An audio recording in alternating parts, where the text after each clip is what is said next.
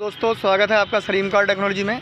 तो दोस्तों ये कार है मित्सुबिशी पजेरो 2.8 डीजल इंजन। तो इस कार में जो प्रॉब्लम है वो है इंजन की प्रॉब्लम। कार बहुत ज़्यादा आवाज़ करती है और बैक कंप्रेशर भी है। तो हम करेंगे इसका इंजन ओवरहाल।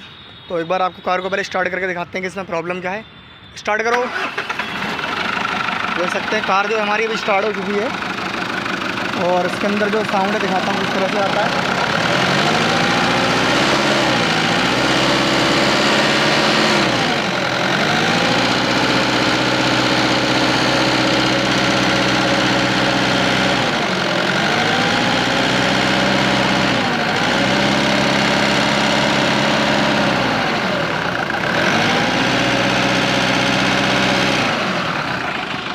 तो इस तरह से कार के अंदर साउंड आ रहा है, देख सकते हैं दोस्तों। और इस जगह से जो है बैक कंप्रेशर भी आ रहा है, दिख रहा होगा आपको वीडियो में। ये बैक कंप्रेशर भी मारती है और बहुत ज़्यादा आवाज़ आती है इसकी क्रैंक से। इसकी कोई क्रैकिंग रॉड वगैरह इसकी खड़क गई है तो इसका हम करेंगे इंजन ओवरहाल। और इसमें कई सारी आवाज़ें भी हैं और बैक कंप्रेशर भी दिखाती है कार। तो हम करेंगे इस कार का जो है इंजन ओवरहाल। तो कार को बंद कर दो। तो इसका इंजन ओवरहाल करेंगे दोस्तों। तो इंजन ओवरहाल करने के लिए सबसे पहले हम इसका सिलेंडर हेड खोलेंगे और बाकी की जो फिटिंग होगी आपको आगे दिखाएंगे। सबसे पहले हम इसका सिलेंडर हेड खोलेंगे। तो हम इसकी फिटिंग खोलना जो है शुरू करते हैं। तो देख सकते हैं दोस्तों अभी जो सिलेंडर हेड की फिटिंग है वो हमने सारी खोल दी है और जो सिलेंडर हेड है वो हमने इसका बाहर निकाल दिया, देख सकते हैं। तो ये रहा इसका सिलेंडर हेड और अब इस सिलेंडर हेड को जो है हम खराद पे भेजेंगे। इसका जो वाल गाइड हैं और वाल सीलें जो हैं सारी इसकी चेंज करेंगे हम।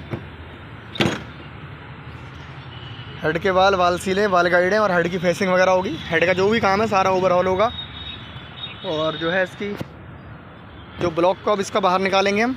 तो ब्लॉक बाहर निकालने के लिए हमने जो उसकी ब्लॉक की फिटिंग होती है, power steering pump, vacuum pump और जो एसी कंप्रेशर वगैरह है, ऑल्टरनेटर, सारा हमने खोल दिया है। तो अब जो उसके राउंड के बोल्ट है उन्हें सारा खोलेंगे और राउंड के बोल्ट खोलने के बाद जो इंजन है उसको बाहर निकालेंगे।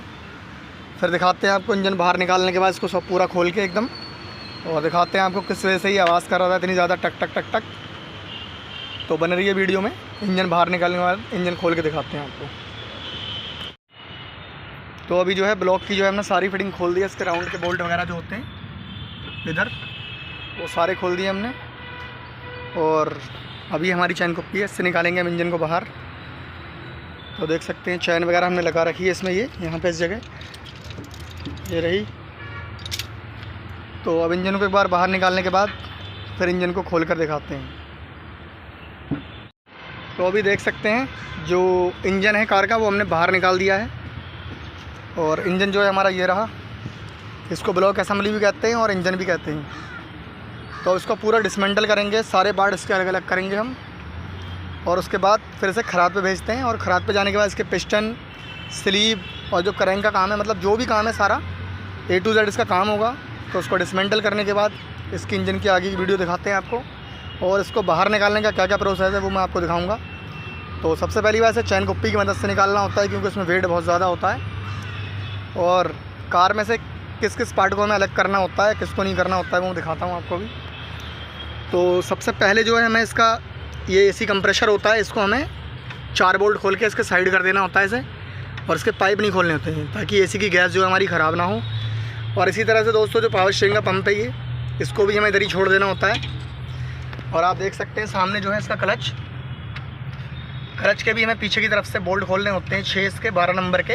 और क्लच को भी हमें इधर ही छोड़ना होता है इसके, वो भी दिखाऊँगा मैं आपको कहाँ से बोल्ट खोलने होते हैं इसके। और ये 4x4 की जो शाफ्ट होती है डिफरेंशियल की, इसको भी नहीं खोलना होता है हमें, यहीं रहती है। तो मैं दिखाता हूँ आपको क्लच इसका कहाँ से खुलता है। और क्लच आपका वहीं रह जाएगा और आपका जो इंजन है बाहर आ जाएगा एकदम प्यार से।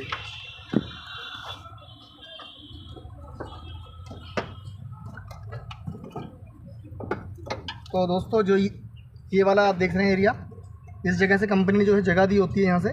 और यहाँ पे एक शील्ड लगी होती है ऑलरेडी। तो उसको हटा के आप 12 नंबर के इसके 6 बोल्ट इंजन को घुमा के खोल लें और क्लच जो है आपका यहीं रह जाएगा।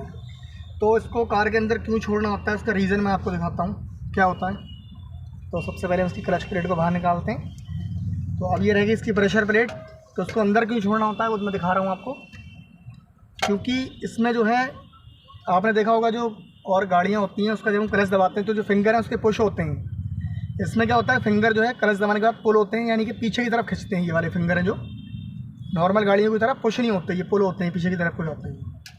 तो अगर अब कभी आपको क्लच इसका चेंज करना है तो क्लच इसका चेंज करने के लिए गियर बॉक्स को पूरा निकाल लें बाहर, और इस जगह ये लॉक है, देख सकते हैं आप। इस लॉक को निकालने के बाद प्रेशर प्लेट हमारी बाहर आ जाएगी और बैरिंग हमारा फोर्क में रह जाएगा। और फिर बैरिंग को चेंज करके वापस ऐसे लगा दें, और ये वाला जो लॉक है इसको भी आप बिठा दें अच्छी तरह से, ताकि बैरिंग इसमें फंस जाएगा। जब हम क्लच दबाएंगे तो फिंगर पुल होंगे, यानी कि पीछे की तरफ हो जाएंगे। तो दोस्तों क्लच सेट जो है हमने इसका अभी 3-4 महीने पहले ही चेंज किया था, 6 महीने पहले लगभग। वो हमारा एकदम ओके की कंडीशन में, तो इसको अपने को चेंज भी नहीं करना है और निकालना भी नहीं है। तो इसको हम वापस इसमें बिठा देते हैं। तो ये वापस इसमें बैठ चुका है। तो दोस्तों ये था इसका इंजन निकालने का प्रोसेस। और बाकी जो इसका इंजन है ये, इसको पूरा डिसमेंटल करने के बाद आपको दिखाते हैं इसका आगे का वीडियो, और इंजन को ख़राब पे भेजने के लिए रेडी करते हैं। तो अभी देख सकते हैं जो उसका टाइमिंग केस का कवर होता है वो हमने खोल दिया है, और इसमें इस तरह से कुछ जो है टाइमिंग के गेयर होते हैं। ये देख सकते हैं आप, ये इसका बैलेंसर होता है, ये ऑयल पंप होता है, क्रैंकशाफ्ट, और ये इसका आइडल होता है, ये भी बैलेंसर होता है, और इसका ये भी आइडल होता है जो कि कैम को टाइमिंग यही देता है चैन से। और ये इसका डीजल पंप है। तो मैं दिखाता हूँ आपको डीजल पंप के, देख सकते हैं किस तरह से इसके जो दांते होते हैं, तीत, वो मरे हुए हैं, एकदम कट चुके हैं। ये दिख रहा होगा आपको। तो एक बार पूरा इंजन को डिसमेंटल करके फिर आपको दिखाते हैं आगे का वीडियो। तो अभी आप देख सकते हैं जो इंजन है हमारा वो हमने पूरा डिसमेंटल कर दिया है। एक एक पार्ट जो इसका हमने अलग कर दिया है, देख सकते हैं आप। तो दोस्तों सबसे पहले मैं आपको दिखाता हूँ कि कार जो है इतना ज़्यादा साउंड क्यों करती थी। थोड़ा सा भी गर्म होने के बाद खटखट का साउंड करती थी, वो दिखाता हूँ क्यों करती थी ये। तो जो उसका साउंड आता था दोस्तों, तो यहाँ पे इस जगह जो है बैलेंसर के पुश रहते हैं यहाँ पे, ये इस तरह से। तो ये बैलेंसर जो है सीज़ होने की वजह से, ऑयल ना जाने की वजह से बैलेंसर ये हमारा सीज़ हो गया था, और ये जो इसके पीस होते हैं बुश, ये इसके ऊपर घूम गए थे। इसकी वजह से कार जो है ठक ठक का साउंड करती थी। और इधर भी देख सकते हैं आप, ये कितनी ज़्यादा इसके अंदर प्ले आ गई है, इसका भी बुश कट चुका है। ये देख सकते हैं आप, बहुत ज़्यादा इस वाले बैलेंसर में प्ले आ गई है। और ये वाला बैलेंसर भी आप देख सकते हैं दोस्तों, ये भी एकदम बहुत ज़्यादा लाइनें आ चुकी हैं इसके ऊपर भी। और जो गाड़ी बैक कंप्रेशर दिखाती थी, तो बैक कंप्रेशर दिखाने का रीज़न था जो इसका, वो था हमारा ये पिस्टन जो है दोस्तों, देख सकते हैं आप, ये सीज़ था इसका। ये पिस्टन भी सीज़ है इसका, और ये भी सीज़ है, देख सकते हैं आप। तो उसके सिलेंडर पिस्टन जो थे सीज़ थे, इसलिए बैक कंप्रेशर दिखाती थी। और स्लीप के अंदर लाइनें भी काफ़ी गहरी गहरी आ चुकी थी। और इस जगह इसका जो बैलेंसर का बुश होता है, ये देख सकते हैं, इसका बैलेंसर का बुश लगता है इसमें। तो बुश जो है घूमने की वजह से बहुत ज़्यादा ये कट चुका है। और बाकी जो इसका सिलेंडर हेड है और क्रैंकशाफ्ट, इसकी क्रैंकशाफ्ट को भी हम ग्राइंड करवाएंगे और मेन वैगन इसके चेंज करेंगे। और सिलेंडर हेड के जो वाल गाइड हैं, वाल सील हैं, और हेड की फेसिंग वगैरह करा के, मतलब इंजन का जो भी काम है सारा ओवरऑल कराएंगे। तो अभी इंजन जो है हमारा खराद बजाने के लिए रेडी है। और मैं दिखाता हूँ जो डीजल पंप है, उसके भी देख सकते हैं आप कितने सारे जो टीथ हैं इसके वो डैमेज हो चुके हैं। बहुत सारे टीथ जो हैं इसके डैमेज हो चुके हैं, देख सकते हैं आप, ये सब टूटे हुए हैं इसके। इसकी वजह से खचर खचर का साउंड आता था, कई सारे साउंड थे इंजन के अंदर, बहुत सारी आवाज़ें थी। बैक कंप्रेशर था, तो उनका रीज़न दोस्तों यही था, बैक कंप्रेशर रीज़न इसके पिस्टन सीज थे, मैंने आपको दिखाया था। और जो साउंड करती थी बैलेंसर वगैरह के बुश वगैरह घूम गए थे अंदर। तो दोस्तों अभी जो है इंजन हमारा खराद पे जाने के लिए रेडी है। तो अब इसको खराद पे भेजेंगे, और खराद का काम होने के बाद दिखाते हैं आपको इसका आगे का वीडियो।